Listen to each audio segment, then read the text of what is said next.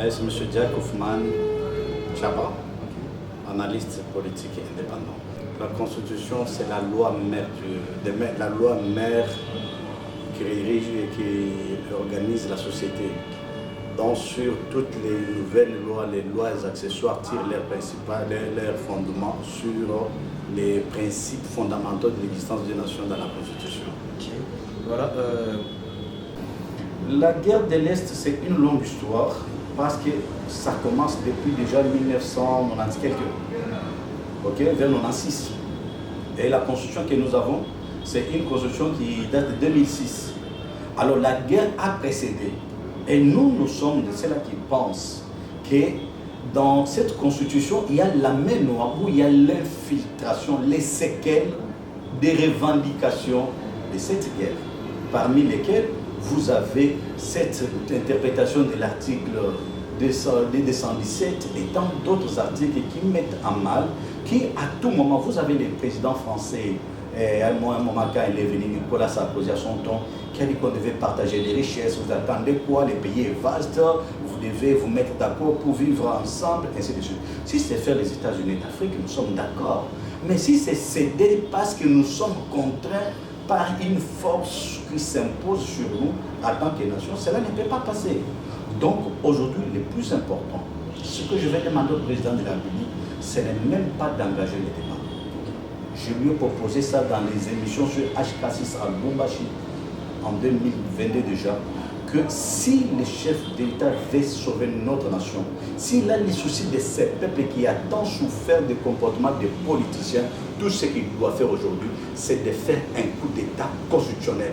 Il n'a pas demandé la permission ni immédiate, rien. C'est juste prendre une commission dans 24 heures, lui donner dans une semaine, on nous fait une constitution, j'ai fait les droits constitutionnels et j'ai étudié que la meilleure des constitutions de notre pays, que les Congolais, des pères et des mères ont fait, c'était la constitution de 1964, appelée la constitution de Luanda. Vous avez la constitution de la conférence nationale souveraine. Vous avez les actes de Kawele qu'on appelle les plans maréchal. Il y a possibilité de sauver, se débarrasser de tous ces hommes politiques archaïques qui parlent bien français, mais dont leur âme a été déjà vendue longtemps à l'argent,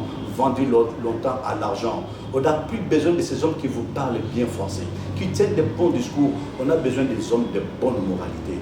Et ces hommes de bonne moralité, c'est nous la nouvelle génération.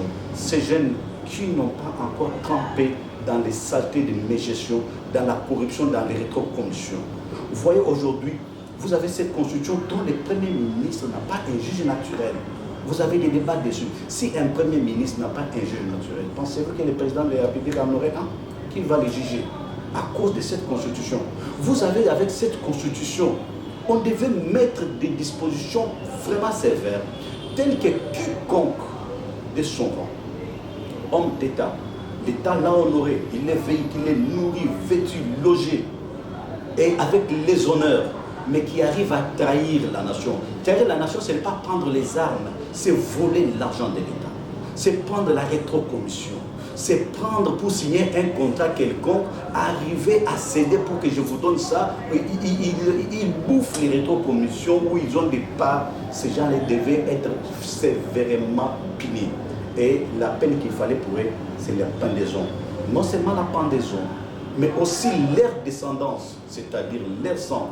Parce que l'enfant de celui qui a l'SS, il est possible que lui aussi ait les séquelles de SS. Donc pour dire que les enfants des hommes d'État, dont les parents ont montré la mégestion, l'incompétence dans la gestion, l'immoralité dans la gestion, ne devaient jamais accéder aux affaires jusqu'à ce que cette génération passe. Et là, il y a possibilité, quand tu comprendras que je vois, pas seulement pour moi, même mes enfants, leur vie en dépend, je pense qu'il y a possibilité que ceci ne se répète pas. Et nous pouvons devenir en ce moment-là, être fiers de s'appeler un peuple intègre. Au cas contraire, tant que la corruption, tant que la rétrocommission n'est pas connue comme anti-valeur, je crois que nous avons encore du chemin à parcourir. Regardez combien les gens tracassent les citoyens congolais aujourd'hui. Les petits commerçants sont tracassés dans leur âme. Ils n'arrivent pas à commencer avec 100 $ et construire des sociétés. Non, ils doivent avoir d'appui. Comment des hommes politiques doivent être riches plus que les commerçants? Comment ils doivent se bâtir des maisons plus que les hommes d'affaires? Sont-ils des affairistes ou ce sont des services, ils sont au service de la nation? Donc là, dans un pays où on a inversé les valeurs telles que nous avons, le président Fachi, avec âme, avec vraiment toute humilité, je voudrais que vous puissiez sauver notre nation en faisant un coup d'État constitutionnel dont vous n'avez permission des personnes, quoi que cela vous coûte, quoi qu'il arrive, l'autorité s'applique, le pouvoir s'exerce. Et on ne vit pas éternellement, on vit pour un temps et on passera pour un temps. Mais il faut marquer positivement les temps qu'on aura vécu sur Terre, en sauvant toute une nation au profit de quelques individus qui sont là, qui ont en train de balloter, de changer les choses pour leurs intérêts. Voilà, merci beaucoup. À cause de cette constitution que nous avons faite. Pourquoi? Parce que déjà beaucoup de politiciens, beaucoup d'institutions budgétivores. Vous avez un gouvernement qui a 54 ministres, alors qu'on pouvait en avoir 25. Donc si on supprimait par exemple 30 ministres fonctionnels, vous savez combien les cabinets pour le fonctionnement des ministres, les cabinets, leurs conseillers, leurs déplacements, ça coûte au trésor, c'est beaucoup d'argent. C'est à cause de cette constitution aujourd'hui que vous avez les parlementaires 500 et leurs suppléants. Vous savez ce que ça coûte le fonctionnement du Parlement. Si on peut en réduire le fisc à 200, on aura épargné l'argent de 300. Et cet argent épargné pourra faire quoi? Pour améliorer les sociales. Les sociales, c'est quoi? C'est pas donner l'argent aux citoyens, mais c'est lui faire des routes, c'est lui faire des champs, c'est donner des crédits bancaires pour qu'aux hommes d'affaires d'entreprendre. Donc c'est à cause de cette constitution où vous avez des structures telles que les élections. Les élections vous coûtent 1 milliard. Ça ne sert à quoi d'avoir des élections dans ces pays? Parce que ce sont les mêmes qui étaient, qui sont, et ce sont les mêmes qui sont, qui seront. Donc les enfants des politiciens, c'est devenu une carrière à vie ou l'héritage à vie qui doivent se succéder. Et par conséquent, ils peuvent toujours s'entendre par un mode simple qui ne nous coûte pas beaucoup d'argent. Et cet argent-là va nous permettre de relier les Congos. Une fois que le Congo est relié, stabilisé, sécurisé, notre peuple trouvera son bonheur. Et si on n'arrive pas à modifier cette constitution, pas modifier, plutôt à le changer, nous trouvons qu'à la manière que c'est conçu, c'est pour les avantages des hommes politiques. Et les politiciens ont pris notre pays en otage. Et nous, la population, nous devons nous tenir pour dire trop c'est trop, on doit arrêter pour avoir une constitution civile et pas une constitution politique telle que celle-ci est représentée à ce jour. Est-ce que la guerre de l'Est est liée? D'abord sur le plan organisation politique.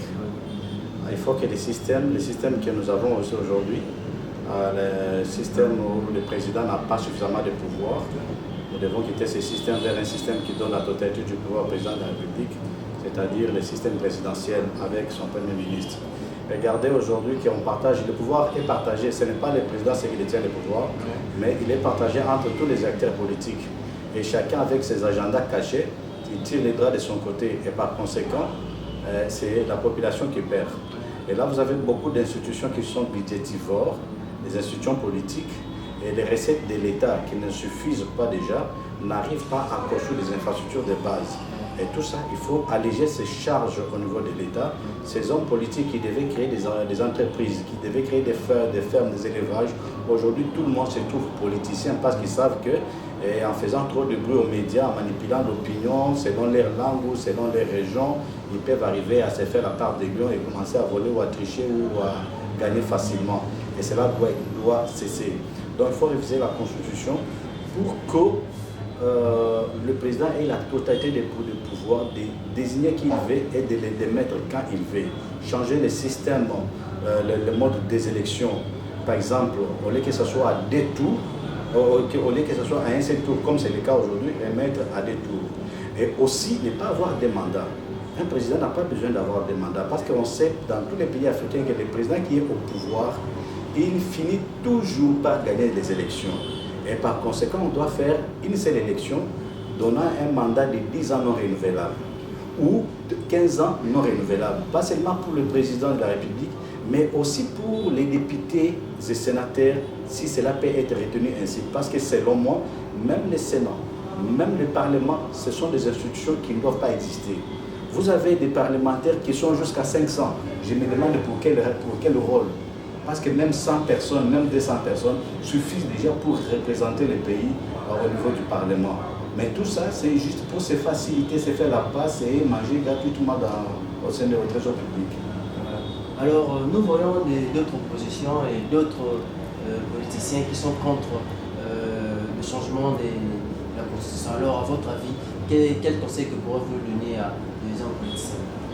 Bon, c'est là où je dis qu'il faut mettre les fonctionnements des institutions dans la nouvelle constitution qui va venir. On doit faire un effort pour qu'il n'y ait pas que ces partis politiques qui ont pris les pays en otage aujourd'hui n'existent pas. On doit les suspendre jusqu'à l'organisation totale de la cité. Dans une nation, on a besoin des infrastructures de base. On a besoin d'une bonne qualité de vie. On n'a pas besoin de querelles. Lorsque les chefs parlent, les autres doivent se taire. S'il y a des gens qui font trop de bruit alors que le chef va parler, parce que qui est le chef de la Constitution aujourd'hui? C'est le président de la République. Et lui, le chef dit que moi j'ai dit ça, vous avez l'opposition qui vient embrouiller. Et par la suite, vous verrez les mêmes opposants là, et se retrouver aux affaires demain, et vous devez vous dire que le pays, le Congo est devenu paradis. Quand on se retrouve à l'opposition, on vous dit que non, les choses ne marchent pas, nous sommes en enfer. Là, c'est de la manipulation pire et simple. On pose mal notre diagnostic. Notre problème aujourd'hui, ce n'est pas de copier la démocratie à l'américaine ou à la française, mais c'est d'organiser notre société, avoir des routes pour éviter des embouteillages, avoir les courants pour avoir une bonne qualité de vie et avoir la sécurité pour permettre au climat des affaires, aux hommes d'affaires de venir investir. Voilà tout ce qu'il nous faut. Ce n'est pas les discours des politiciens où ça nous divise.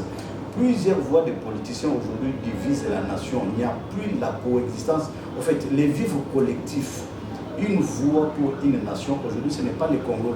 Les uns sont la population pour les opposants, les autres sont la population pour le pouvoir. Et là, c'est la division et ça doit cesser.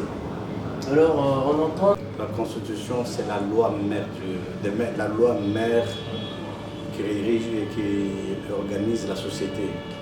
Donc sur toutes les nouvelles lois, les lois accessoires tirent leur fondement sur les principes fondamentaux de l'existence des nations dans la Constitution. Okay. Voilà.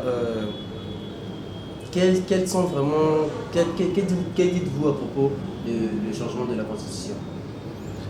Le changement de la Constitution, moi je trouve que c'est une bonne chose. Il faut que notre Constitution soit changée à cause de beaucoup de failles et beaucoup d'incohérences politiques contenues dans cette Constitution. Et il faut impérativement changer pour bien organiser notre société. Est-ce qu'on peut avoir quelques exemples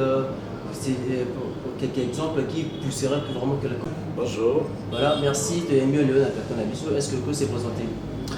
C'est M. Jack Hoffman Chaba, analyste politique et indépendant. Voilà, merci beaucoup M. Jack. Sans plus tarder, nous pouvons déjà passer à mes questions. Alors, qu'ils le veulent ou pas, ce qui doit être fait sera fait. Et on n'a pas besoin de leur mission ni de leur supplication. Ce sont des humains. Ils sont à combien? S'ils font trop de bruit, je crois que la simple des choses, c'est de les mettre au silence. Pour mettre quelqu'un au silence, c'est d'interdire aux médias d'aller vers eux, les médias internationaux, les médias locaux et tout ça. Parce qu'aujourd'hui, tellement qu'on a détruit notre société, vous avez cette opinion. Il y a beaucoup de choses qu'il faut modifier, même au niveau des médias. Il faut réduire tous les médias au silence, sélectionner 4 ou 5 médias, sélectionner 2 ou 3 partis politiques, socialistes ou bien fédéralistes. Donc, dès quand on ne doit pas être là divisé comme nous le sommes aujourd'hui. On ne sait même pas où est-ce qu'on y va. Donc, je crois que le président n'a même pas suivi. Heureusement, je suis content parce que j'ai suivi son discours. Il dit je dois retirer les choses. C'est lui le chef de la Constitution et il doit faire ce qu'il veut pendant qu'il est là. Merci beaucoup. Je vous en prie, merci.